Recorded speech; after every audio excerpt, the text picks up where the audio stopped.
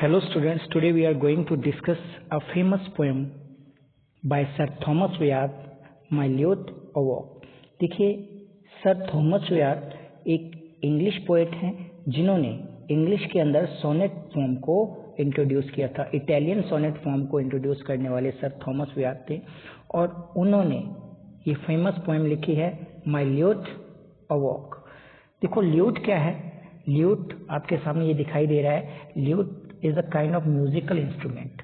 ये एक musical instrument है जिसको वो एपोस्ट्रोफ के रूप में आह्वान करते हुए कहता है कि जाग जाओ। मतलब उसको अपनी ड्यूटी, अपना एक्ट परफॉर्म करने के लिए कहता है। क्यों कहता है? देखिए, इस पोएम का दूसरा नाम है a lover's complain to his unkind beloved. इस पोएम का दूसरा नाम है a lover's complain to his unkind lady. इस पोएम का दूसरा नाम है, याद रखना, a lover's complain to his unkind lady. तो ये कंप्लेन क्या है? एक्चुअल में क्या है कि इसमें एक लवर है जो अपने बिलव्ड को, अपनी लेडी को कंप्लेन करता है क्योंकि इस लेडी के पास बहुत सारे स्यूटर्स हैं और ये इसका सेकंड स्यूटर्स है। मतलब पहले इसके साथ अंगेज थे, लेकिन अब क्या है, उसकी लाइफ में कोई और स्यूटर आ गया है जिस वजह से उसने इसको क्या है, रिजेक्ट कर दिया है। तो ये क्या है, अपने ल्यूट से एक गीत गाकर उसको वापस इम्प्रेस करना चाहता है, वापस अपने पास बुलाना चाहता है। तो इसलिए ये अपने ल्यूट को इन्वोकेशन करते हुए, आह्वान करते हुए कहता है कि तुम जाग जाओ और एक ड्यूटी परफॉर्म करने के लिए कहता है, एक गीत परफॉर्म करने के लिए कहता है। देखो, सबसे पहले ये जो फर्स्ट 3 वर्ड्स हैं इनको नोटिस करो आप। माई ल्यूट अवॉक, ये जो है एक तरह से ये एपोस्ट्रोफ है। जब किसी व्यक्ति को, किसी वस्तु को आह्वान किया जाता है, डायरेक्ट एक एपोस्ट्रोफ के रूप में शुरू हो रही है, एपोस्ट्रोफी के रूप में, कि ये आह्वान किया जा रहा है कि हे मेरे ल्यूट, तुम नींद से जाग जाओ। ल्यूट मैंने आपको बता दिया था कि एक म्यूजिकल इंस्ट्रूमेंट है। ल्यूट बांसुरी को भी बोलते हैं, फ्लूट बोलते हैं उसको, लेकिन ये एक म्यूजिकल इंस्ट्रूमेंट है जो आपको पिक्चर दिखा चुका हूँ। तो उसको क्या कह रहा है कि my lute awake, perform the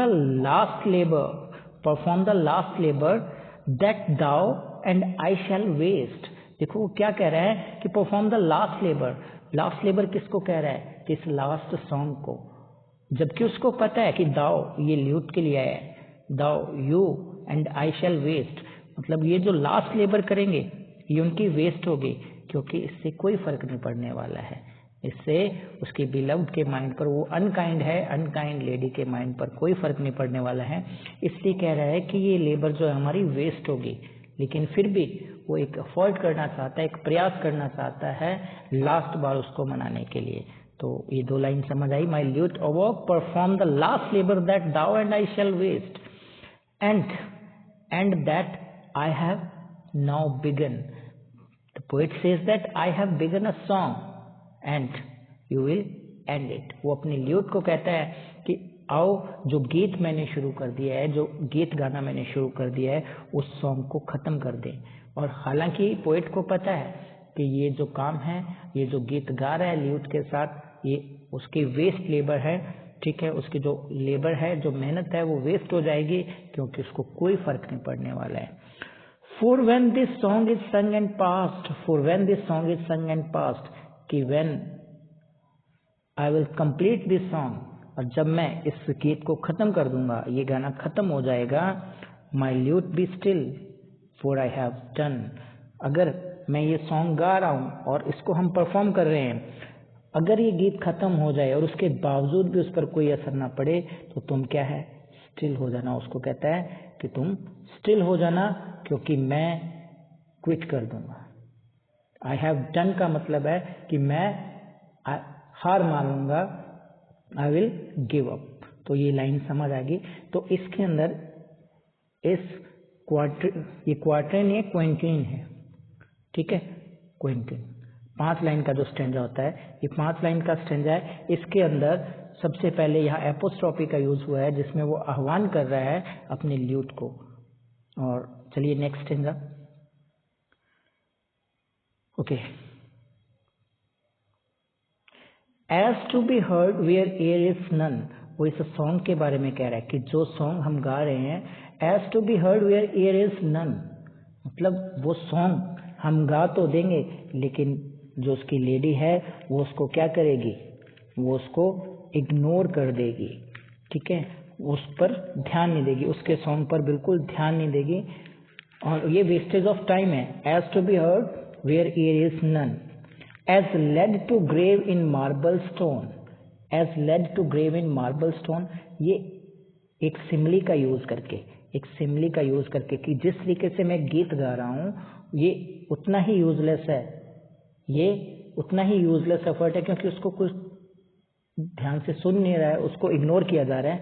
जैसे कि एक लेड से हम क्या करते हैं, मार्बल के अंदर कुछ कुरेद कर लिखने की कोशिश करते हैं, मार्बल स्टोन के अंदर एक लेड से कुछ लिखने की कोशिश करते हैं, वैसे ही वो एक व्यर्थ प्रयास है, क्योंकि उससे हम लेड से मार्बल में नहीं लिख सकते हैं, क्योंकि लेड कमजोर है और मार्बल बहुत ही स्ट्रांग होता है, उससे नहीं लिखा जा सकता। तो जिस तरीके से ये एफर्ट यूजलेस है, वैसे ही क्या है, इस गीत को गाना यूजलेस है, क्योंकि वो ध्यान ही नहीं देंगी। माई सॉन्ग में पायरस हर्ड एज सोन, उस कोशिश इसलिए कर रहा है कि काश शायद मेरा गीत उस पर क्या कर दे, उसके दिल तक पहुंच जाए। पायरस होता है किसी चीज को चीर कर आर पार निकल जाना, शायद मेरा दिल उसके, मेरा जो गीत है उसके दिल में जगह बना ले।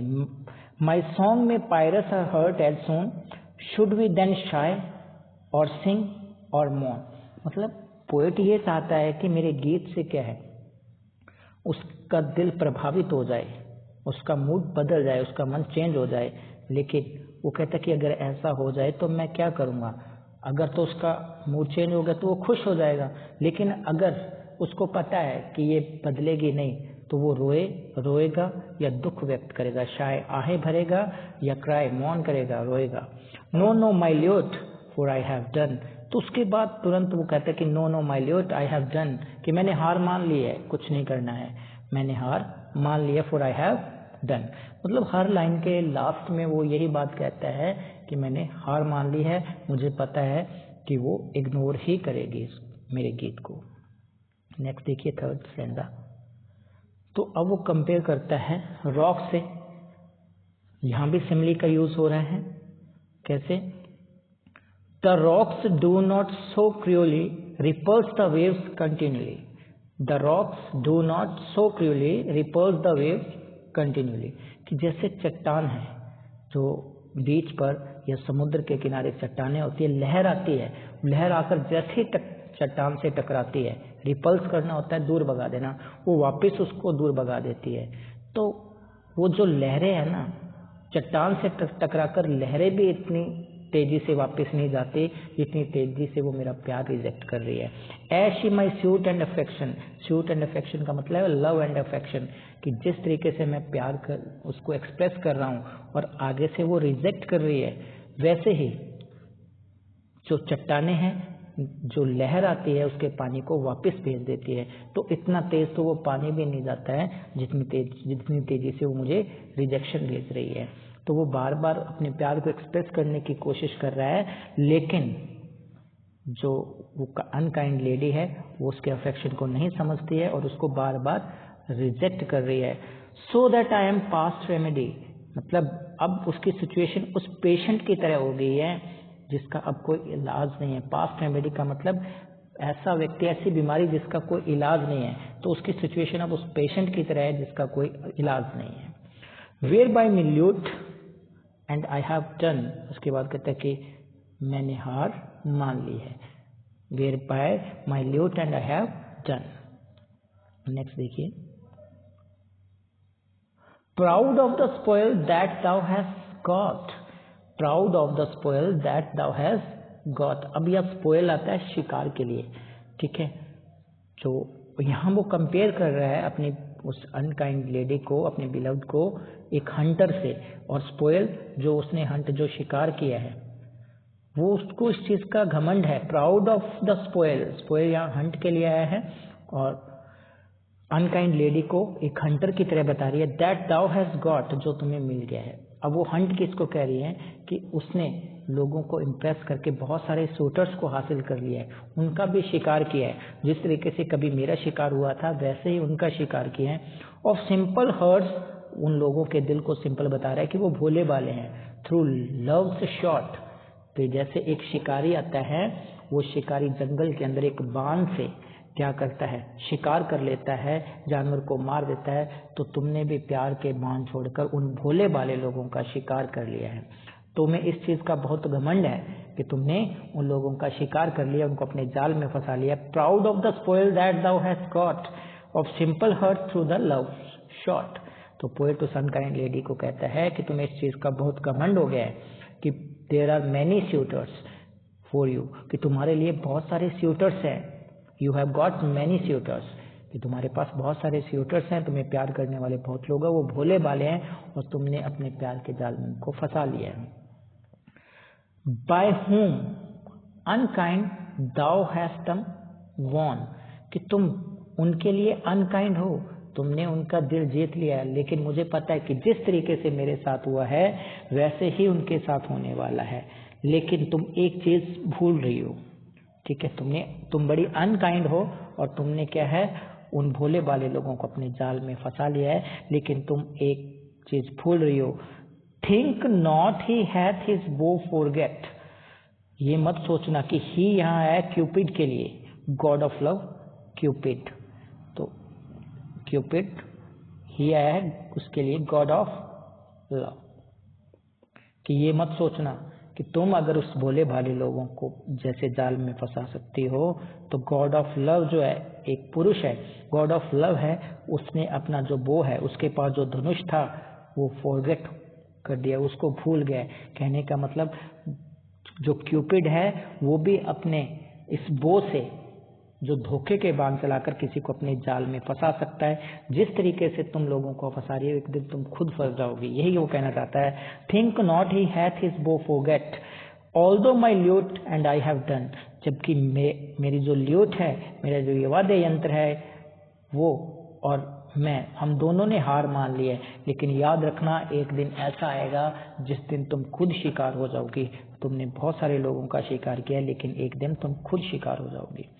Next, vengeance shall fall on thy disdain, कि जो नफरत तुम मेरे प्रति रख रही हो, तुमने जो नफरत मेरे प्रति रखी हुई है उसका प्रतिशोध होगा, एक दिन उसका प्रतिशोध लिया जाएगा। ओके, वेनियस का मतलब होता है प्रतिशोध, बदले की भावना, कि जो तुमने मेरे साथ जितनी नफरत तुमने मुझसे की है, डिस्डेन होता है नफरत, जितनी नफरत तुमने मुझसे की है उसका प्रतिशोध लिया जाएगा, एक दिन अपने आप ही प्रतिशोध होगा। That makest but a game on the earnest pain, कि देखो ये एक गेम है। That makest but a game on earnest pain, कि जितना दुख तकलीफ हम किसी को देते हैं, will get the same in return, उतना ही हमें बदले में मिलने वाला है। जितना दुखी हम किसी को करते हैं उतना ही दुख हमें वापस मिलने वाला है। Think not alone under the sun, unquit to cause thy lovers में प्लेन, तो ये मत सोचो कि तुम अकेली ही हो जो ऐसा कर सकती हो। Think not alone under the sun का मतलब यही है कि तुम ये मत सोचो कि तुम अकेली हो जो सिर्फ ऐसा कर सकती हो, हम भी कर सकते हैं, बहुत सारे लोग हैं। तुम unquit to cause thy lovers plain, तो यहाँ प्लेन पेन के लिए है कि तुमने अब बहुत सारे लवर्स को क्या है, पेन दिया है, मतलब मुझे दिया है और आने वाले टाइम में भी दोगी, ठीक है, तुम उनके दुख का कारण बनोगी। Although my lute and I have done, फिर वो कह रहा है कि जबकि मैं हार मान चुका हूं, लेकिन तुम्हारे साथ सेम होने वाला है, ये सेम गेम रिपीट होगी। कैसे, नेक्स्ट देखिए, perchance after some time, perchance का मतलब है भाग्यवश, संयोगवश, after some time thee lie withered and cold, कि तुम बूढ़ी, वेदर्ड एंड ओल्ड, तुम बूढ़ी हो जाओगी और तुम्हारा चेहरा क्या है, मुरझा जाएगा। पर chance the lie withered and old, कि एक समय ऐसा आएगा जब तुम्हारा चेहरा मुरझा जाएगा, तुम्हारी सुंदरता खत्म हो जाएगी, ठीक है, you will lose your beauty, ठीक है। उस समय क्या होगा, the winter nights that are so cold, कि जो विंटर नाइट्स हैं वो बहुत ही कोल्ड हो जाएंगी। मतलब जितना तुम्हारे अंदर अब प्यार के लिए पैशन है वो पैशन कोल्ड हो जाएगा और लोग भी तुम्हारे प्रति क्या है, कोल्ड हो जाएंगे। तो एक समय आएगा जब तक तुम सुंदर हो तब तक तुम्हें ऐसा लग रहा है कि यू हैव मैनी सूटर्स, ठीक है, लेकिन जब तुम बूढ़ी हो जाओगी सभी लोग तुम्हारे प्रति कोल्ड हो जाएंगे। Planning in when into the moon, यहाँ प्लेनिंग कंप्लेनिंग के लिए है। तब आप जब बूढ़ी हो जाओगे तो चंद्रमा से शिकायत करोगे कि मेरे साथ ऐसा क्यों हो रहा है, मेरी सुंदरता कहाँ चली गई। उस समय ये तुम्हारी जो कंप्लेन है वो वेन हो जाएंगी, व्यर्थ हो जाएंगी। Thy wishes then dare not to be told, अब तुम्हारी जो विशेस हैं dare not to be told, care then who list, तो जो अपनी इच्छाएं किसी को बताओगी, चंद्रमा से अपनी इच्छाएं बताओगी, तुम्हारी विशेस बताओगी, तुम बता नहीं पाओगी, साहस नहीं कर पाओगी, क्योंकि जैसे आज मैं तुम्हें अपना दुख बता रहा हूँ, अपनी इच्छाएं बता रहा हूँ, तुम कोई केयर नहीं कर रही और तुम्हारी भी बाद में कोई केयर नहीं करेगा, ठीक है। जो भी हु लिस्ट का मतलब है हु लिसन, कि जो भी सुनेगा वो इस चीज़ की परवाह नहीं करेगा कि तुम अपना दुख किसी को बता रही हो। तुम चंद्रमा को अपना दुख बताओगे, सेम यही रिपीट होने वाला है साइकिल, ऐसा ही होगा, लेकिन उसका कोई फायदा नहीं है। फॉर आई हैव डन, अब मैं हार मान चुका हूँ। नेक्स्ट देखिए, and then may chance to repent, हो सकता है कि उस समय तुम पछतावा करने की कोशिश करो, तुम ये सोचो कि मैं पछतावा करती हूँ, ठीक है, तुम इस चीज का पछतावा होगा, रिपेंट होगा, पश्चाताप करोगे। The time that thou has lost and spent, कि तुम उस समय को लेकर पछताओगे जो तुमने गंवा दिया है और स्पेंड कर दिया, जो समय बीत चुका है उस बीते हुए समय को वापस बुलाना चाहोगे, तुम्हें बहुत पश्चाताप होगा। To cause thy lover shy and swoon, कि तुम्हारे जो लवर हैं, to cause thy lover shy and swoon, कि तुमने अपने लवर्स को क्या किया, दुख दिया, okay. Then shall thou know beauty but lent, तब उस दिन तुम्हें पता चलेगा कि आज जो ये सुंदरता है तुम्हारे पास वो लेंट की हुई है, उधार की है, वो सदा रहने वाली नहीं थी। तो ये सुंदरता हमें कुछ समय के लिए, जैसे हम किसी से कोई चीज बोरो करते हैं तो अपने पास परमानेंट नहीं रखते, उसको वापस लौटानी पड़ती है। तो गॉड ने हमें ये उधार दी थी सुंदरता। वो जो यूथ, ठीक है, वो यूथ था, वो भी हमारे एक उधार की राशि थी जो हमने वापस लौटानी थी। तो तुम्हारी जितनी भी सुंदरता थी वो क्या लेंथ की हुई थी, और उस समय तुम्हें पता चलेगा। And wish and want as I have done, उस समय तुम्हारी भी वही इच्छा होगी जो मेरी है, तुम भी पश्चाताप करोगी, तुम भी किसी के सामने रिक्वेस्ट करोगी, लेकिन इसका कोई फायदा नहीं होगा। एज आई हैव डन, जो कुछ मैंने किया है, जैसे मैंने तुमसे रिक्वेस्ट किया है ऐसा तुम करोगी। लास्ट में वो कहता है now cease my lute, now cease my lute, this is the last labour that thou and I shall waste. वापिस रिपीट करता उस लाइन को कि अब रुक जाओ। पहले तो उसको आह्वान करता था माई ल्यूट अवॉक, लास्ट लाइन में उसको कह रहा है कि बस बहुत हो चुका, अब बंद हो जाओ। This is the last labour that thou and I shall waste, ये हमारा अंतिम प्रयास था जो कि इन वेन है, जो यूजलेस है, वेस्ट है, किसी काम का नहीं है, क्योंकि उस पर कोई असर नहीं हुआ। And ended is that we began, और जो हमने शुरू किया था, जिस गीत को हमने शुरू किया था वो गीत अब खत्म हो चुका है। Now this song both sung and past, कि अब ये गीत गाया जा चुका है, लेकिन my lute be still for I have done, कि मेरी ल्यूट हमेशा हमेशा के लिए शांत हो जाएगी और मैंने हार मान ली है। अब उसने अपना लास्ट प्रयास भी करके देख लिया, लेकिन जो उसकी बिलव्ड थी उसके ऊपर कोई असर नहीं हुआ। तो थैंक यू वेरी मच, मिलते हैं अपनी नेक्स्ट पोएम के साथ।